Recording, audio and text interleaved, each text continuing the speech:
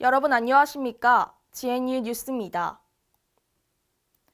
한 학기가 끝난 지금도 우리 학교 학생들이 겪고 있는 불편함은 여전하다고 합니다. 기숙사와 교양동 등 교내에서 볼 수 있는 여러 불편 사항을 김정현 기자가 대신 물어봤습니다. 학교 곳곳에 숨어 있는 불편 사항들과 이에 대한 궁금증들을 모아 대신 물어봐 드립니다가 다시 돌아왔습니다. 지금부터 하나씩 살펴보도록 하겠습니다.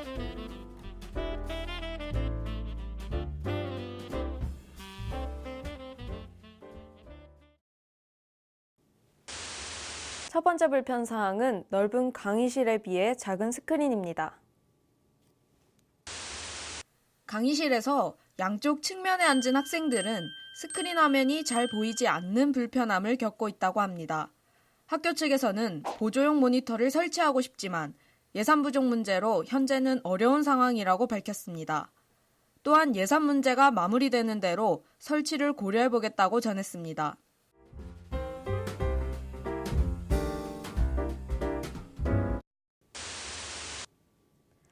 두 번째 불편 사항은 음식물 쓰레기통이 없는 구간 기숙사 휴게실입니다. 우리 학교 기숙사 신관 휴게실에는 음식물 쓰레기통이 구비돼 있지만 구간에서는 찾아볼 수 없는데요.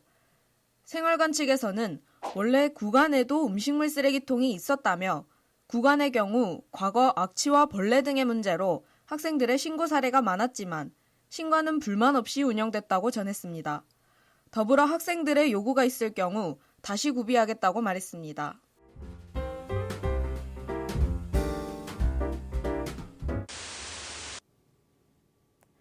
세 번째 불편 사항은 지정된 흡연 구역이 없는 학교입니다. 교내에서 쉬는 시간에 흡연을 하는 학우들과 그 연기로 인해 불편함을 느끼는 학우들을 볼 수 있는데요. 학교 측은 학교 전체가 금연구역으로 지정돼 있는 것은 아니기 때문에 학생들을 제재하지 못하고 있다고 말했습니다.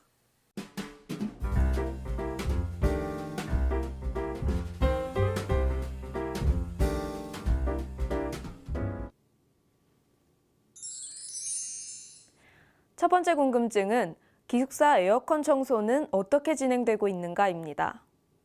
기숙사에서 생활하다 보면 에어컨 필터 청소를 직접 해야 하는지에 대해 궁금하셨을 텐데요. 생활관 측은 모든 기숙사 안에 설치되어 있는 에어컨은 작년 겨울방학 때 이미 필터 청소를 끝냈기 때문에 안심하고 사용해도 된다고 답했습니다.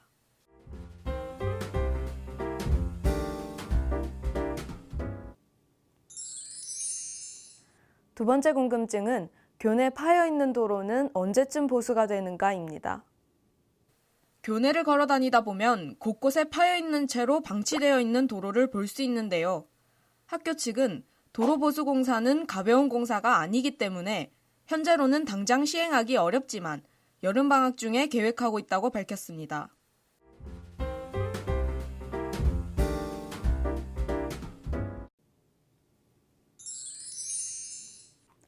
마지막 궁금증은 우리 학교 가로등 점등 시간은 언제인가입니다. 시설과에서는 전자식 가로등 제어기가 일몰 일출 시간에 따라 각각 점등과 소등을 하기 때문에 정확히 정해진 점등과 소등 시간은 없다고 답했습니다. 지금까지 교내 곳곳에 숨어있는 불편사항과 궁금증들을 알아봤는데요. 새 학기가 시작되기 전에 학우 여러분의 더 나은 학교 생활을 위해서 불편사항들이 해결된 모습을 기대해봅니다. 대신 물어봐 드립니다는 다음에도 계속됩니다. GNU 뉴스 김정현입니다. 학우 여러분들은 끼니를 해결하기 위해 주로 어디를 찾으시나요? 통영 캠퍼스의 경우 학생생활관의 식당을 주로 이용한다고 합니다. 최근 이곳에서 식단 개선을 위해 설문조사를 실시했는데요. 설문조사 후 어떻게 개선됐는지 서지영 기자가 알아봤습니다. 지난 4월 해양과학대학 학생생활관 1층 학생식당에서는 해가대 학생생활관 밑보다 가승자치회의 주관으로 학생식당 만족도 설문조사가 실시됐습니다. 학생생활관 간생 및 중간생을 대상으로 한 이 설문조사는 식당을 사용하는 해가대 학생들의 식단에 대한 불만으로 인해 실시됐습니다. 당시 실시된 식당 만족도 조사에는 대략 270여 명의 학생들이 참여했습니다. 설문 내용은 음식 맛에 대한 만족도 및 가장 개선됐으면 하는 식단 등 식단과 관련된 총 14개의 질문으로 구성됐습니다. 이후 관생회 측은 이 설문조사 결과에 대해 해양대 분관 영양사에게 전달했다고 밝혔습니다. 하지만 설문조사를 실시 후 2달여가 지났지만 학생들은 어떤 점이 어떻게 개선됐는지 알지 못하는 상황입니다. 식단이 어떻게 개선되고 있는지에 대해 아무런 언급이 없었기 때문입니다. 이에 학생식당 측에서는 현재 만족도 조사에서 학생 개개인의 기호에 따라 맛에 대한 다양한 의견들이 있었다고 말하며 이후 양념류의 비율이나 양을 조절하고 볶음류나 국물류의 간 조절에도 더 각별히 신경 써서 검식하고 있다고 밝혔습니다. 저희 식당에서는 만족도 조사뿐 아니고 학생들이 식당에 전달해주는 불만 사항들을 개선할 수 있도록 노력하고 있습니다. 간생, 중간생 여러분들도 불만이나 요구사항뿐만 아니라 식당에서 기본적으로 지켜야 할 의무도 소홀히 하지 않으셨으면 좋겠습니다. 학생식단의 개선과 발전을 위해 실시된 학생생활관 만족도 조사. 개선을 위해 노력하고 있다 밝힌 만큼 그 노력이 좋은 결과로 나타날 수 있길 바랍니다. GNU 뉴스 서지현입니다.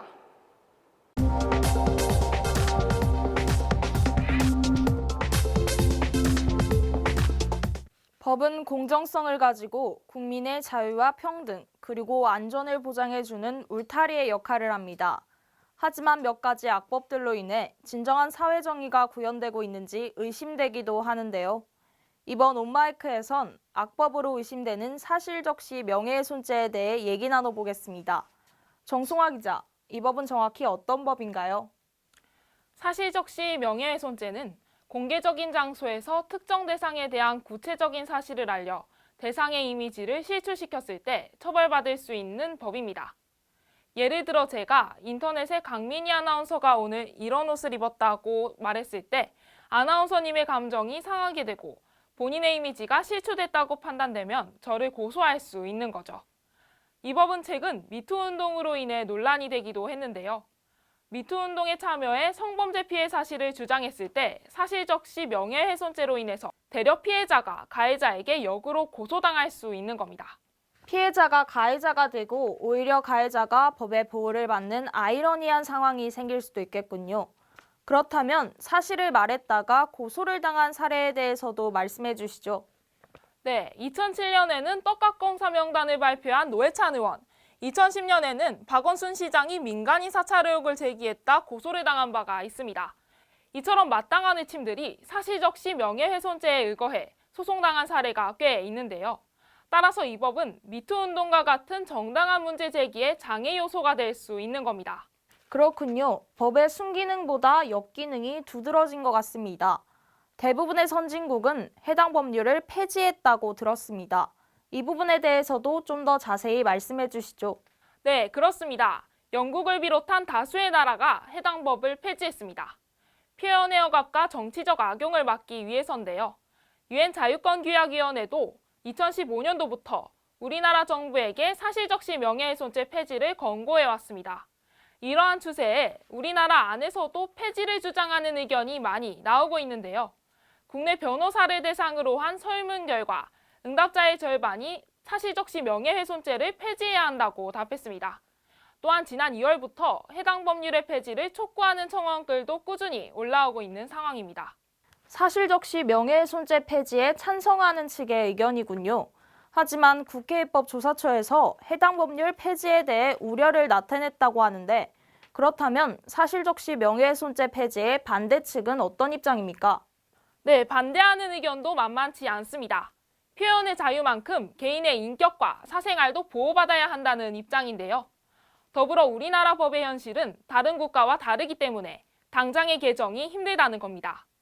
만약 이 법이 폐지된다면 성범죄 피해자의 의지와 상관없이 피해 사실이 폭로됐을 때 그 폭로자를 처벌할 근거가 사라집니다. 또한 가해자의 가족들도 피해를 입을 수 있습니다. 때로는 사실이 허구보다도 잔인한 폭력일 수 있기 때문인데요. 실제로 자신의 아버지가 성폭력 가해자라는 사실을 알고 자살한 청소년도 있었습니다. 사실적시 명예훼손죄 폐지에 대한 찬반 의견이 분분한 만큼 당장의 개선을 기대하기는 힘들어 보이는데요. 하지만 피해자들이 피해 사실을 숨길 수는 없습니다. 해당 법률을 피하면서 피해 사실을 밝힐 수 있는 방법은 없는 겁니까? 네, 있습니다. 우선 피해 사실을 입증할 증거가 있는 상태에서 자신의 피해를 알리는 것이 가장 좋습니다. 하지만 증거가 없다면 피해 사실을 알리는 글에 대한 검토를 법률기관에 부탁하면 됩니다. 도움을 줄 수 있는 대표적인 법률기관은 법률구조공단과 법률홈닥터를 비롯한 국가인권위원회, 국민권익위원회가 있습니다. 그렇군요. 얘기 잘 들었습니다. 사실적시 명예훼손죄 폐지에 찬성과 반대 모두 각각의 장점과 단점이 있는 것 같은데요. 여러분은 이 법률 폐지의 찬성과 반대 중 어떤 입장이신가요? 국회에서는 우리나라의 현 상황에 맞춰 신중한 판단을 내려야 할 것 같습니다. 다음은 GNU 뉴스 주요 단신입니다. 국립경상대학교는 교육부가 발표한 대학 기본 역량 진단 결과 1단계를 통과해 예비 자율개선 대학으로 선정됐습니다. 경상대학교 기획처에 따르면 이번 대학 기본 역량 진단 1단계 통과에 이어 오는 8월 말 교육부로부터 자율개선 대학으로 최종 선정되면 경상대학교는 정원 감축 없이 대학이 자율적으로 운용할 수 있는 일반 재정 지원을 받는 등 지속적인 대학 발전을 이뤄낼 수 있습니다. 해양수산부와 국립경상대학교는 6월 22일 오전 11시에 경상대학교 해양과학대학에서 대한민국 최초로 지정된 경상남도 귀어학교의 개교식 및 입학식을 진행했습니다. 귀어학교는 귀어 희망자나 어촌에 정착하기 시작한 사람들이 생활관 같은 곳에 거주하며 어선어업과 양식어업 등 현장 중심 어업기술 교육을 받을 수 있도록 돕는 교육기관입니다. 경상대학교 해양과학대학은 오랜 기간 동안 수산인을 양성하면서 축적한 노하우를 발판으로 귀어 희망자에게 현장 중심의 맞춤형 교육을 제공할 계획입니다. 축산물 품질평가원에서 주최하는 제8회 대학생 축산물 품질평가대회가 지난 5월 30일부터 31일까지 2일에 걸쳐 열렸습니다. 우리 학교에서는 소품질평가 부문에 김진선, 이다영 학생이 출전해 김진선 학생이 특별상을 수상했습니다. 또한 돼지품질평가 부문에 곽상민, 김성규 학생이 출전해 우수상을 수상했습니다. 특히 김진선 학생은 전국 80여 명의 학생들 중 4위 안에 들어 국제대회에 참가할 수 있는 출전권과 경비를 지원받게 됐습니다. 전국 공무원 노동조합 대학본부 경상대학교 지부가 지난 6월 15일 출범식을 개최했습니다. 경상대 공무원 노조는 노조의 출범 배경 및 목적을 전국 공무원 노동조합 합법화에 따른 조직 재건과 단결 투쟁 대우 구축을 비롯한 조합원의 근무 환경 개선 및 복지제도 축소 폐지에 따른 걸기대회, 고위 공무원의 권력형 갑질에 대한 저항운동이라고 밝혔습니다. 축구에선 전반전이 끝나고 하프타임을 가집니다. 이 시간은 더 나은 경기를 위해 작전을 짜기도 하고 쉬기도 합니다. 여러분도 어떤 관계나 상황에 너무 지쳐 있다면 하프타임을 가져 재정비를 하는 건 어떨까요? 뉴스 마칩니다. 고맙습니다.